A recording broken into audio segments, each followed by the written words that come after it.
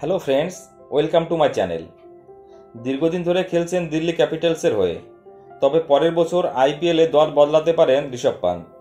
তাকে খেলতে দেখা যেতে পারে চেন্নাই সুপার কিংসের হয়ে। পন্তকে দিল্লিতে রাখার ব্যাপারে অনেকটাই নির্ভর করছে সৌরভ গঙ্গোপাধ্যায়ের হাতে।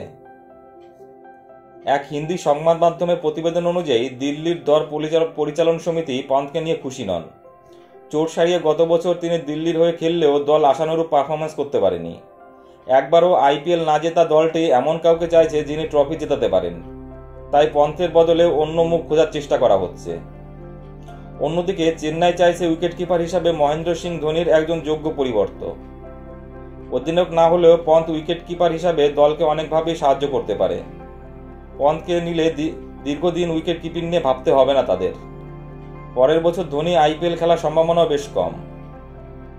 পন্থকে দিল্লিতে ধরে রাখতে গুরুত্বপূর্ণ হতে পারে ক্রিকেট ডিরেক্টর সৌরভ গঙ্গোপাধ্যায়ের।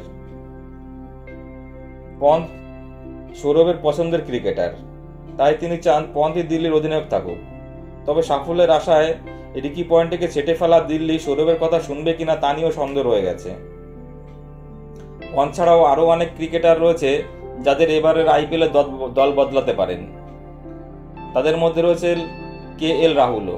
লখনৌ সুপার জায়ান্ট ছেড়ে দিতে পারেন তিনি। গত মরশুমে মালিক সঞ্জীব গোয়েঙ্কার সঙ্গে তার বিবাদ শিরোনামে এসেছিল, তাই অভিমানে রাহুল দল ছাড়ছেন কিনা তা এখন স্পষ্ট নয়। তবে শুধু রাহুল নয়, এরকম অনেক ক্রিকেটার রয়েছে তাদের এই মেগা অকশনে দল চেঞ্জ হবে।